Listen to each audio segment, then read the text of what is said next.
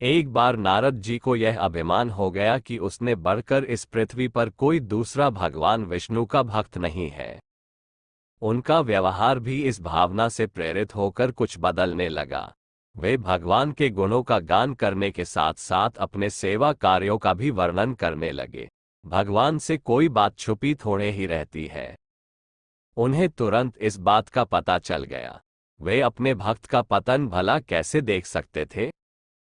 इसलिए उन्होंने नारद को इस दुष्प्रवृत्ति से बचाने का निर्णय किया। एक दिन नारद जी और भगवान विष्णु साथ साथ वन में जा रहे थे। अचानक विष्णु जी एक वृक्ष के नीचे थककर बैठ गए और बोले, भाई नारद जी, हम तो थक गए हैं, प्यास भी लगी है। कहीं से पानी मिल जाए तो लाओ। हमसे तो प्यास के मारे चला नहीं जा रहा है, हमारा गला सूख रहा है। ये सुनकर नारद जी तुरंत सावधान हो गए। उनके होते हुए भगवान भला प्यासे रहें। वे बोले, भगवान अभी लाया, आप थोड़ी देर प्रतीक्षा करें। नारद जी एक और दौड़ लिए। उनके जाते ही भगवान मुस्कराए और अपनी माया को नारद जी को सत्य के मार्ग पर लाने का आदेश दिया। माया शुरू हो गई। नारद जी थोड़ी ही दूर गए होंगे कि उन्हें एक गांव दिखाई पड़ा, जिसके बाहर कुएं पर कुछ युवा स्त्रियां पानी भर रही थी। कुएं के पास जब वे पहुंचे तो एक कन्या को देखकर अपनी सुध बुध खो बैठे, बस उसे ही निहारने लगे। वह ये भूल गए कि भगवान के लिए पानी लेने आए थे। कन्या भी नारद जी की भावना समझ गई। वो जल्दी जल्दी जल से घड़ा भरकर अपनी सहेलियों को पीछे छोड़कर घर की ओर लपकी। नारद जी भी उसके पीछे जो लिए। कन्या तो घर के अंदर चली गई, लेकिन नारद जी ने द्वार पर खड़े होकर नारायण नारायण का अलख जगाया। गृहस्वामी नारायण का नाम सुनकर बाहर आया। उसने नारद जी को तुरंत पहचान लिया। अत्यंत विनम्रता और आदर के साथ वह नारद जी को घर के अंदर ले गया और उनके हाथ पैर धोकर स्वच्छ आसन पर बिठाया तथा उनकी सेवा सत्कार में कोई कमी न छोड़ी। उनके आगमन से अपने को धन्य बताते हुए गृहस्वामी ने अपने योग्य सेवा के लिए आग्रह किया। नारद जी बोले, आपके घर में जो आपकी कन्या जल का घड़ा लेकर अभी अभी आई है, मैं उससे विवाह करना चाहता हूँ। नारद जी की बात सुनकर गृहस्वामी एकदम चकित रह गया, लेकिन उसे प्रसन्नता भी हुई कि मेरी कन्या एक ऐसे महान योगी तथा संत के पास जाएगी। उसने स्वीकृति प्रदान कर दी और नारद जी को अपने ही घर में रख लिया। 2-4 दिन पश्चात शुभ मुहूर्त में उसने अपनी कन्या का विवाह नारद जी के साथ कर दिया तथा उन्हें गांव में ही उतनी धरती का टुकड़ा दे दिया, खेती करके वे आराम से अपना और अपने परिवार का पेट भर सकें। अब नारद जी की वीणा एक खूंटी पर तनगी रहती, जिसकी ओर उनका ध्यान बहुत कम जाता। अपनी पत्नी के आगे नारायण को वे भूल गए। दिन भर खेती में लगे रहते, कभी हल चलाते, कभी पानी देते, कभी बीज बोते, तो कभी निराई गुड़ाई करते। जैसे जैसे पौधे बढ़ते उनकी प्रसन्नता का पारावार न रहता। फसलें हर वर्ष पकती कटती, अनाज से उनके कोठार भर जाते। नारद जी गांव के एक संपन्न किसान माने जाने लगे।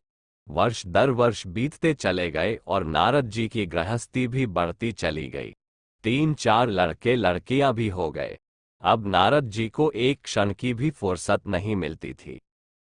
वे हर समय बच्चों के पालन पोषण तथा पढ़ाई लिखाई में लगे रहते अथवा खेत में काम करते रहते थे। अचानक एक बार तेज बारिश हुई, जिसने कि दिनों तक बंद होने का नाम ही नहीं लिया। बादलों की गरज और बिजली की कड़क ने सबके हृदय में भय उत्पन्न कर दिया। मूसलाधार वर्षा ने गांव के पास बहने वाली नदी में बाढ़ की स्थिति पैदा कर दी। चारों ओर पानी ही पानी फैला गया। कच्चे पक्के सभी मकान ढहने लगे। घर का सामान बह गया। पशु भी डूब गए। उनके व्यक्ति मर गए। गांव में त्राही त्राही मच गई। नारद अब क्या करें? उन्होंने भी घर में जो थोड़ा कीमती सामान बचा था उसकी गठरी बांधी और अपनी पत्नी तथा बच्चों को लेकर जान बचाने के लिए पानी में से होते हुए बाहर निकलने लगे। नारद जी बगल में गठरी थामे, एक हाथ से एक बच्चे को पकड़े और दूसरे हाथ से अपनी पत्नी को संभाले हुए थे। पत्नी भी एक बच्चे को गोद में और एक का हाथ पकड़े धीरे धीरे आगे बढ़ने लगी।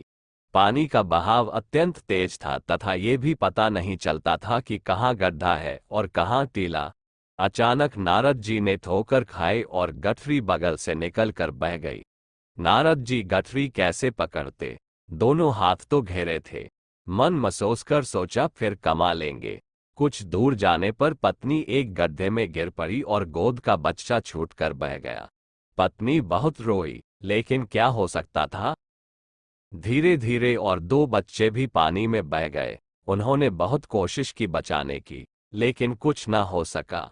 दोनों पति पत्नी बड़े दुखी, रोते, कल्पते, एक दूसरे को सांत्वना देते कोई ऊंची जगह ढूंढते रहे। एक जगह आगे चलकर दोनों एक गड्ढे में समा गए। नारद जी तो किसी प्रकार गड्ढे में से निकल आए, मगर उनकी पत्नी का पता कहीं नहीं चला। बहुत देर तक नारद जी उसे इधर उधर दूर दूर तक ढूंढते रहे, लेकिन व्यर्थ रोते रट उनका बुरा हाल था। हृदय पत्नी और बच्चों को याद कर करके फटा जा रहा था। उनकी तो सारी गृहस्थी उजड़ गई थी। बेचारे क्या करें, किसे कौन से अपने भाग्य को या भगवान को।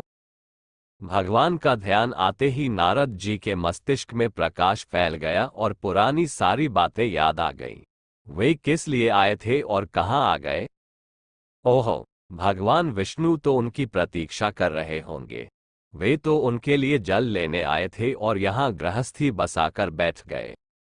वर्षों बीत गए गृहस्थी को बसने में और फिर सब नष्ट हो गया। क्या भगवान अब भी मेरी प्रतीक्षा में उसी वृक्ष के नीचे बैठे होंगे। ये सोचते ही बाढ़ नदारद हो गई। गांव अंतर्धान हो गया। वे तो घने वन में खड़े थे। नारद जी पछताते और शर्माते हुए दौड़े, देखा कुछ ही दूर पर उसी वृक्ष के नीचे भगवान लेते हैं। नारद जी को देखते ही उठ बैठे और बोले, अरे भाई नारद, कहाँ चले गए थे, बड़ी देर लगा दी। पानी लाए या नहीं। नारद जी भगवान के चरण पकड़कर बैठ गए और लगे अश्रु बहाने। उनके मुंह से एक बोल भी नहीं फूटा।